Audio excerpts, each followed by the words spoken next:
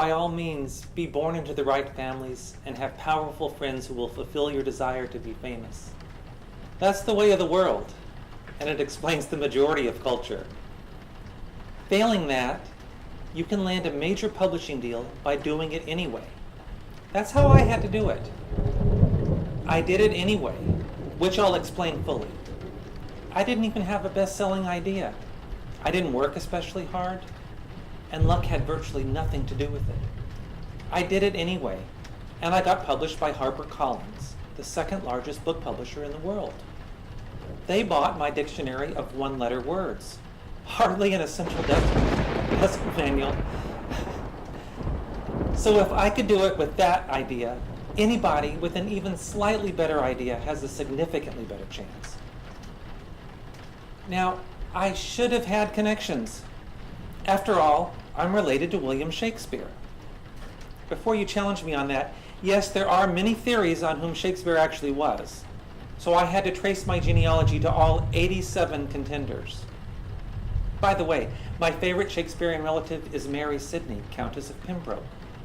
And the overwhelming evidence that she wrote the Shakespeare plays is presented in the book Sweet Swan of Avon. She's my 14th great-grandmother. Another female candidate is the Venetian Jew Emilia Bassano Lanier.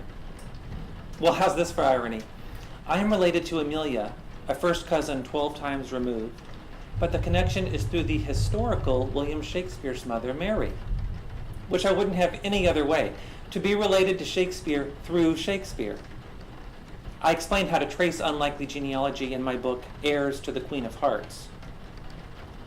So I should have had connections, but somewhere along the genealogical way, a black sheep of the prominent family gave birth to another black sheep, and after enough generations, the black sheep found themselves out to pasture a long way removed from the manor house. So how does one do it anyway, without any connections? The answer is spelled out in a charming poem that concludes, The Tao of Pooh. Many folks know that Taoism is an ancient Chinese philosophy that defines how to live life most successfully and with the least effort. We'll glance at the poem, and I'll prove with real examples from my own publishing career what the poem is communicating and why it makes sense. To know the way, we go the way. We do the way we do the things we do. It's all right there in front of you, but if you try too hard to see it, you'll only get confused. I am me and you are you, as you can see, and when you do the things that you can do, you will find the way, and the way will follow you.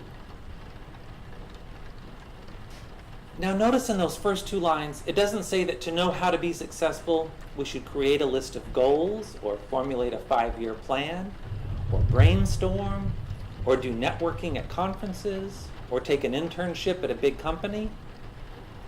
Granted, I know successful authors who have done those things to great advantage. My friend Martha Brockenbrough, whose novel The Game of Love and Death shares Harry Potter's publisher, lives for writers' conferences. And my friend Clint Marsh, author of Goblin Proofing One's Chicken Coop, landed several publications through Wiser Books after interning there. But the poem is saying that to know success, we must go and do things our own way. If you seek out a conference but don't have the right spirit for networking, it'll be a waste of time and money. The poem is saying that the answer is right in front of you, but you mustn't try too hard to see it. It's like the old proverb about not being able to see the forest for the trees. Each tree constitutes the forest, and you can only see the forest by encountering one tree at a time. The main verbs in the first lines of the poem are go and do. So the primary way to get published is to keep on going with your writing and putting it out there any way you prefer. But you don't wish to burn yourself out, especially since there can be long gaps between successes. So the way I'd phrase it is, do the work most steadily.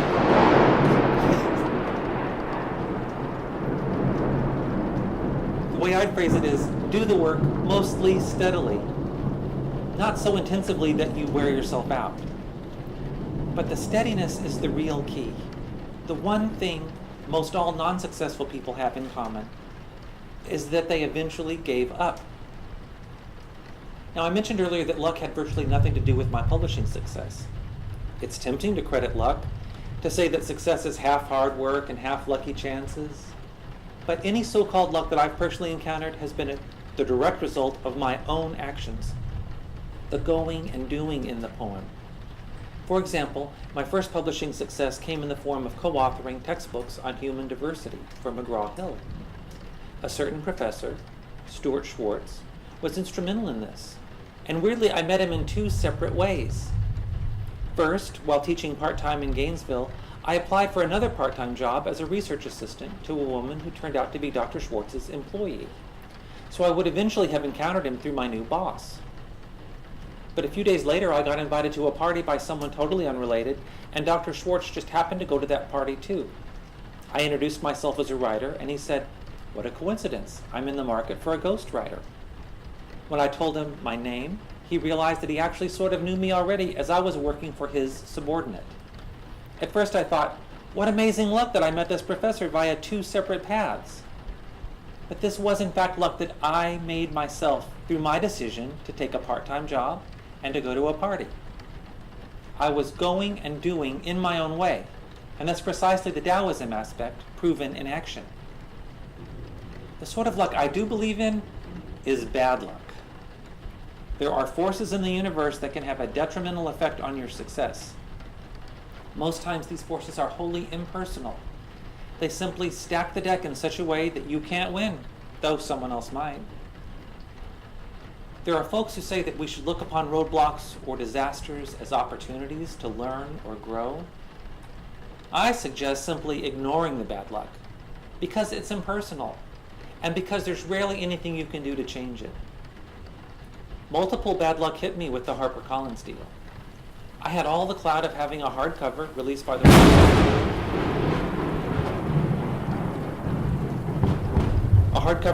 the world's second biggest publisher, but then the world's biggest bookstore, Barnes & Noble, decided not to carry any more quirky language books. And then the mall store Restoration Hardware, which had asked HarperCollins to rush publication of my book so that they could market it alongside home decor alphabet letters, inexplicably pulled out of the deal at the last minute. So my book was sort of dead on arrival.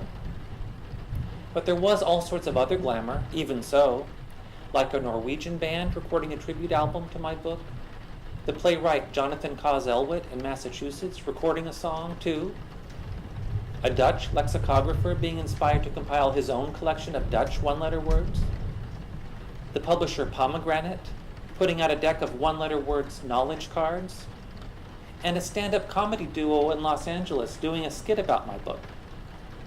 And some of this glamour was luck that I made myself. In the case of the comedy duo, the Lampshades, I had encountered them during a comedy festival and wrote a fan email apologizing for laughing so loudly in the front row. Kate Flannery, this was before she landed the role of Meredith in The Office, wrote back that she remembered my loud behavior and hadn't been put off at all. After I mentioned my crazy dictionary of one-letter words, Kate asked if she could spoof it in her stage show. So again, my own going and doing led to some glamour in my writing career. Similarly, I wrote a fan letter to the author of Sweet Swan of Avon, praising her research and letting her know that I had traced my genealogy to Mary Sidney. I also mentioned that my dictionary of one-letter words contained many definitions from Shakespeare. That led to Ms. Robin Williams asking me to author an entire issue of her magazine, The Shakespeare Papers. Again, by pursuing my own interests in my own way, with no premeditation and no ulterior motives, I naturally made contacts that benefited my writing career. I was surprised when the Lampshades wanted to perform a bit about one-letter words. I was surprised when Ms. Williams wanted me to write about Shakespearean one-letter words. These are prime examples explaining the end of the poem, about how the way will follow you. There's that old adage not to put the cart before the horse, but it seems that Taoism suggests the opposite. Taoist philosophy seems to say that you should work on building your cart, and the horse will find you on its way.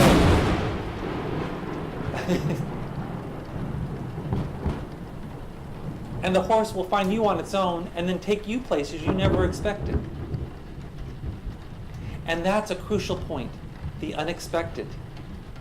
The problem with formulating a multi-year plan for your career is that life doesn't unfold in predictable ways. Whether or not life is ruled by chaos, it certainly isn't easy to guess what will lead exactly where. Whether or not life is ruled by chaos, it certainly isn't easy to guess what will lead exactly where. Here's a great example of unpredictability. I self-published a book called How to Be Your Own Cat. Gordon Meyer in Chicago, not associated with publishing or book selling, thought my book would look right in his neighborhood indie bookstore, Quimby's. So he contacted me requesting to buy copies at a discount so that he could sell them on consignment at Quimby's. That's how to Be Your Own Cat managed to be a surprise Christmas hit when neither I nor the bookstore in question were actively connected. Similarly, my self-published Field Guide to Identifying Unicorns by Sound is carried by the shop Castle in the Air in Berkeley, California, again stocked by a wild-card third party who simply wants it there. I make very negligible profit on those sales, but the weird workings of the universe are gratifying just the same. That unicorn book generated a lot of its own glamour along the way too. There are all sorts of audio tributes from bands like Wolfgun, Fear of Tigers, Michael Redd, and Cuddlebot. Again, stuff like that doesn't bring direct income for me, but I wouldn't trade it for the world. For years, I've posted online at irregular intervals a Semicolon's Dream Journal. The concept was inspired by a line in an Elias Canetti book that I read as a teenager. It got me to imagining a semicolon as a conscious entity that has an imaginative dream life. It was those posts that first put me on the radar of authors like Martha Brockenbrough, who, by the way, founded National Grammar Day, and who has since hired me for various projects, including ways to publicize her own books, and Canadian poet and novelist Gary Barwin, with whom I eventually co-authored a book of imaginary Franz Kafka parables entitled Translations, published by New Star Books. I experienced another case of bad luck that's worth mentioning for how I ignored it and found a way to move on. The CEO of Quirk Books contacted me out of the blue, having been aware of my Dictionary of Magic Words published by Wiser Books. He said that he'd been frustrated at the Harry Potter land at Universal.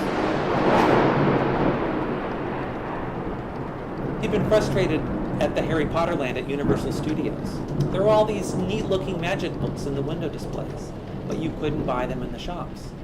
He wanted to publish a book of magic that looked like a genuine relic, but that was also appropriate for children. Though I didn't feel especially inspired, this was an assignment after all. I wrote an entire book for him and used his suggested title, Hexapedia. We had only a verbal contract, but I had no reason to doubt the publisher's interest. It was his own idea, after all. For unknown reasons, and it's always unknown reasons, unfortunately, writers aren't especially respected by publishers. Quirk Books ended up not publishing my book. I never did receive an explanation. My best guess is that the publisher wasn't able to secure a deal and sell the book at Universal Studios, and so ditched the whole thing. Trying my hardest not to feel royally PO'd, I managed to secure a really top-notch literary agent, David Nelson, who had been a senior executive at Penguin Books and had his own Body, Mind, Spirit imprint with Barnes & Noble Sterling Publications. Plus, he's married to a senior editor at Scholastic, so I presumed that the Hexapedia would find a home in spite of Quirk Books. Alas, David was unable to secure a contract from me, so I decided to self-publish through Amazon's CreateSpace division. The book debuted at number 1 on Amazon's New Age chart. There was nothing I could do about the setbacks as they occurred, so I ignored them and tried something different each step of the way. The one thing I tried to avoid was limbo. If Quirk wasn't taking on the book, I sought another publisher, and if another publisher wasn't forthcoming, I eschewed seeking a different literary agent because that would delay publication even longer when I could simply publish the book myself. Here's another example of the unpredictability of this business. Many years ago, I got an article published in American Cage Bird magazine entitled Buccaneer Birds and Parrots of the Caribbean, about the relationship between talking birds and their pirate companions. I only got paid $20 for the article, but it went on to inspire a first novel by Gary Barwin. His Yiddish for Pirates went on to win 8 awards and counting. And after $200,000, I lost track of how much he's won.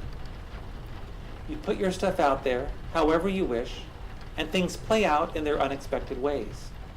You win some, you lose some, and sometimes other folks win better than you did. Sure, a literary agent can be great. I had one who managed to generate a bidding war on my dictionary of one-letter words. Then I had one who got me a fairly pathetic advance on my dictionary of magic words. Then I had one who never managed to sell my Hexapedia. It can be just as difficult to secure a literary agent as it is to write a book in the first place. You have to detach from the art and go into the business side of things in order to sell your marketability to the agent. It's painful. Now we're in the age of print on demand, and self-publishing is truly the way to go, as you retain total control of your work and pocket all of the profits with no monetary investment required. Just to be clear on how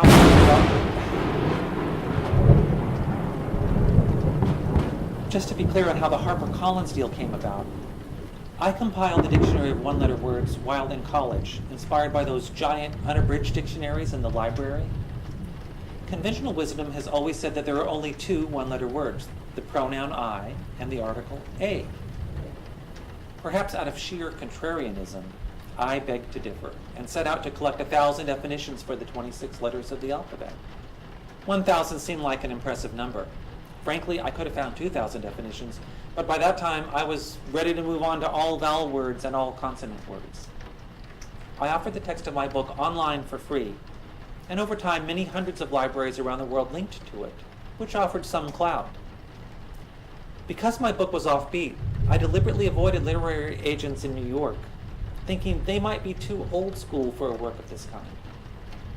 The Wild West of California felt like a better direction, and the first agent I contacted, Ted Weinstein in San Francisco, thought he could sell the book. He very quickly snagged interest from the top 5 publishers.